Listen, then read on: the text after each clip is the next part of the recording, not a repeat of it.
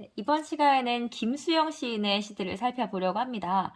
먼저 김수영 시인의 말기 시 중에 하나인 풀이라는 시를 함께 읽어볼게요. 풀이 눕는다. 비를 몰아오는 동풍에 나부껴 풀은 눕고 드디어 울었다. 날이 흐려서 더 울다가 다시 누웠다. 풀이 눕는다. 바람보다도 더 빨리 눕는다. 바람보다도 더 빨리 울고 바람보다 먼저 일어난다. 날이 흐리고 풀이 눕는다. 발밑까지 눕는다. 바람보다 늦게 누워도 바람보다 먼저 일어나고 바람보다 늦게 울어도 바람보다 먼저 웃는다. 날이 흐리고 풀뿌리가 눕는다. 이 시의 제목이 뭐예요? 네, 풀이에요. 풀. 자, 이 풀이 상징하는 바는 뭘까? 여러분, 민초라는 말 들어봤어요? 민초. 풀과 같이 즐긴 백성들이란 뜻이죠. 그죠? 오랫동안 우리 민중을 상징하는 원형적인 이미지로 사용됐어요. 이 풀이 사용됐어요. 여기서도 마찬가지로 우리 민중, 우리 백성들, 우리 민초들을 풀이 뜻한다라고 생각하시면 되겠어요. 자, 그런데 이 풀의 모습이 어때요? 풀이 누워요. 그리고 울어요. 그리고 다시 누워요. 풀의 모습이 어때 보여요? 풀의 태도는 드러눕고 울어요. 굉장히 수동적이고 소극적인 모습처럼 보입니다. 그죠? 수동적이고 소극적인 모습처럼 보여요. 비를 몰아오는 동풍에 나부껴. 이 바람 때문에 결국에는 눕고 짓눌려서 살아가는 이 민중들의 삶의 모습을 보여주고 있는 거죠. 그렇죠? 자, 동풍, 바람, 날이 흐리다라는 것들은 뭘 의미하겠어요? 그 당시의 상황이 굉장히 부정적인 상황이었다. 암울한 현실이었다. 라는 걸 뜻할 수 있을 것 같아요. 부정적인 상황. 어떤 시대적인 상황인지 모르더라도 풀을 눕게 만들고 울게 만드는 게 뭐야? 동풍이죠. 그죠? 날이 흐린 날씨죠. 그죠? 따라서 이런 것들은 부정적인 시적 상황을 보여주고 있다고 할 수 있어요. 자, 이런 부정적인 현실에 대해서 풀은 어떻게 하고 있어요? 그냥 수동적으로 쓰러지고 소극적으로 울고 있어요. 짓눌려서 살아가고 있어요. 자, 그런데 두 번째 연을 봤더니 이 모습이 변화를 합니다. 그죠?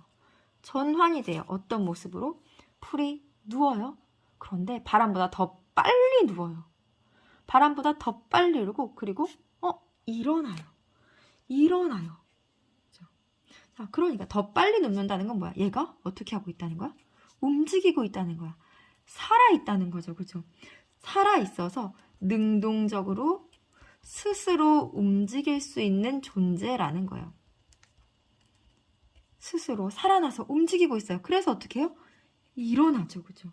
일어난다는 건 뭐야? 이 부정적인 상황 속에서도 다시 한번 극복하고 새롭게 살아갈 수 있다는 것.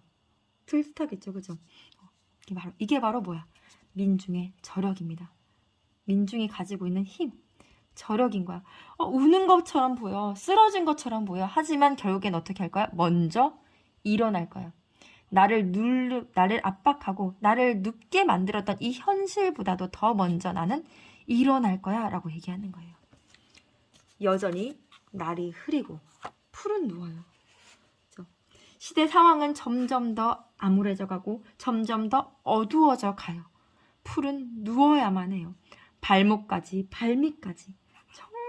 정말 그 끝까지 가는 상황인 거야. 정말로 암울한, 정말로 어두워서 바닥까지 기어야만 하는 상황인 거예요. 자, 그럼에도 불구하고 바람보다 늦게 누워도 먼저 일어날 거야. 바람보다 늦게 울고 먼저 웃을 거야 라고 얘기해요. 결국 뭐야? 다시 일어난다라는 것. 다시 웃게 될 거라는 걸 어떻게 해요? 기대하고 있는 거예요. 자, 결국에 시상이 전개되면서 점점 현실은 어떻게 져요? 암울해져 가요. 현실은 점점 더 안 좋아져요. 그렇지만 뭘 믿어요? 이 시인은 그렇지. 결국 일어날 거라는 걸, 웃게 될 거라는 걸 믿고 있는 거예요. 이 민중의 힘을, 민중의 저력을 믿고 있는 거예요. 그렇죠? 이 시에서도 역시 풀이나 바람 같은 이런 대조적인 이미지, 눕는다와 일어난다와 같은 대조적인 시어들을 사용하고 있죠. 그죠? 그러면서 어떻게 하고 있어요?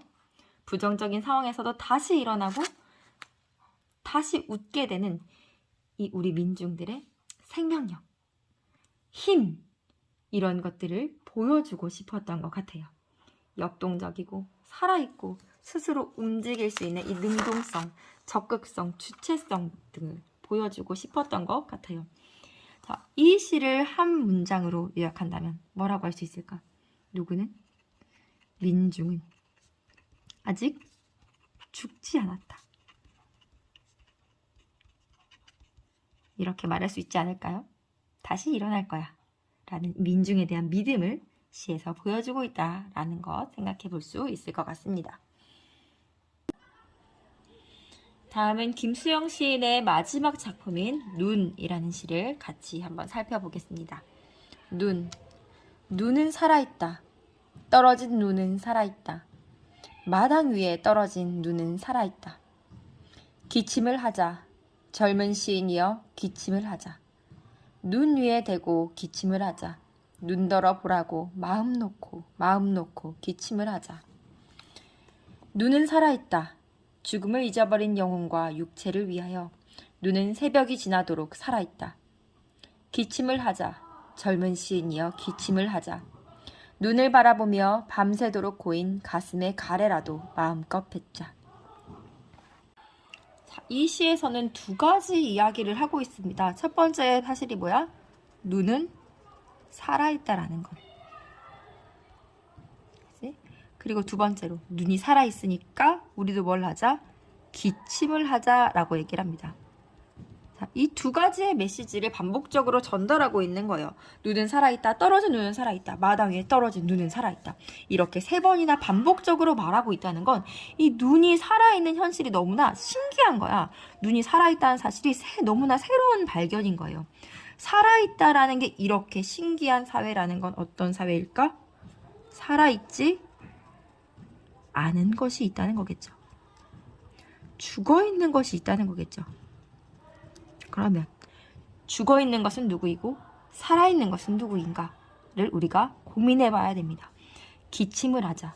젊은 시인이여 기침하라. 젊은 시인에게 말을 걸고 있어요. 이때 젊은 시인은 화자 자신일 수도 있고 또는 이 시를 읽고 있는 독자들, 청자일 수도 있겠죠. 그렇죠? 젊은 시인에게 이야기를 합니다. 뭐 하자고? 기침을 하자고. 하자라는 건 뭐야? 권유를 하는 거죠. 그죠? 우리가 주로 어떤 걸 권유해요? 그렇지. 좋은 걸 같이 하자라고 권유를 하겠지. 그지? 자, 그러면 이때 기침은 긍정적인 행위일까? 부정적인 행위일까? 그래서 이 시에서는 긍정적인 행동이에요. 자, 그러면 기침을 한다라는 건 어떤 행동일까요? 눈 위에 대고 기침을 하자. 눈 보고 보라고. 마음 놓고 기침을 하세요.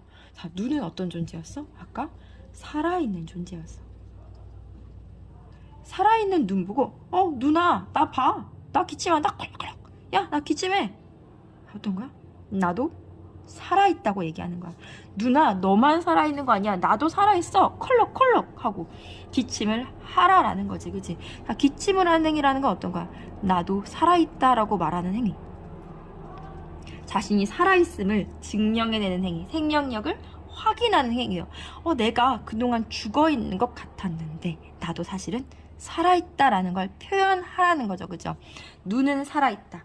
죽음을 잊어버린 영혼과 육체를 위하여 눈은 살아있대요. 죽음을 잊어버린 영혼과 육체라는 건 어떤 뜻일까? 누구를 뜻할까? 먼저 죽음을 잊어버리고 산다는 것의 의미를 생각해 봐야겠지. 그치? 일단 죽음을 잊어버리고 뭔가 죽음을 무릅쓰고 살아가는 사람들?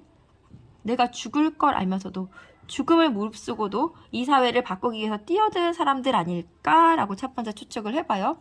자, 두 번째로 죽는다는 것을 잊어버리고 살아가는 사람들. 죽은 게 무엇인지 산 것이 무엇인지조차 생각하지 않고 그것들을 모두 잊어버리고 그냥 대충 타협하며 살아가는 사람들. 현실과 타협하며 살아가는 사람들. 어떤 쪽에 해당이 될까? 선생님은 아무래도 두 번째 의미일 것 같아요. 얘나 마찬가지야. 죽음을 무릅쓰고 영원히 깨어있는 사람들을 위해서 눈은 같이 살아있어 주는 거겠지. 첫 번째로 본다면. 두 번째로 본다면 대충 타협하면서 죽을 줄도 모르고 그냥 죽은 듯이 살아가는 사람들. 산 것이 무엇인지도 모르고 대충 현실과 타협하며 있는 대로 살아가는 이 소시민들을 위하여 살아있다는 것이 무엇인지를 눈이 계속해서 보여주고 있는 거죠. 그죠? 자, 이런 사람들을 위하여 여전히 눈은 살아있어요. 그러니까 뭘 하자? 젊은 시인이요. 기침을 하자. 이 기침을 하는 것이라는 건 어떤 걸까? 눈을 바라보면서 밤새도록 고인 가슴의 가래라도 마음껏 뱉자라고 얘기해요. 왜 밤새도록 가래가 고였을까? 제대로 뱉어내지 못했기 때문이지, 그지? 자, 제대로 뱉어내지 못하는 이유는 무엇일까요? 자기 스스로 고민되고 고뇌가 너무나 심각해서 제대로 표현을 못하는 걸 수도 있겠죠, 그죠? 하지만 그 당시 시대 상황과 연관해서 본다면 왜 못 뱉어내요? 억압된 현실 때문에 못 뱉게 하니까, 못 말하게 하니까, 표현하지 못하게 하니까, 그치? 이 가래가 쌓일 수밖에 없었던 거야. 이제 어떻게 하자? 이 가래를 마음껏 뱉자라고 얘기해요. 이때 가래는 뭔가 더러운 것 같이 보이죠, 그죠? 자, 그런데 누가 봤을 때 더러운 거야? 이 사회에서 바라봤을 때는 가래같이 보여요. 불손한 것처럼 보여요. 그런데 이 불손한 생각을 어떻게 하자는 거야? 뱉어내자는 거예요.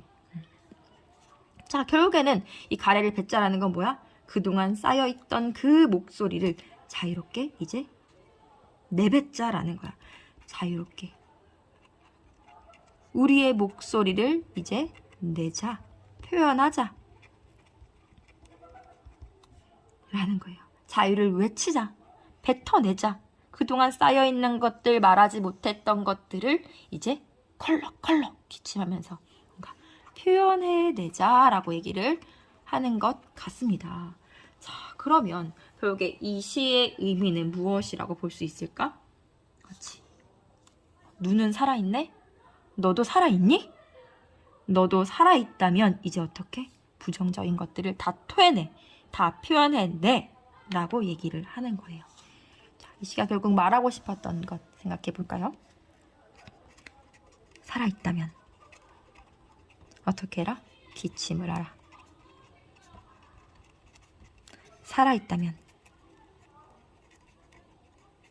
목소리를 내라 라고 그 당시 시대를 살아갔던 여러 사람들에게 김수영은 마지막으로 전달하고 싶었던 게 아닐까 우리가 추측해 봅니다.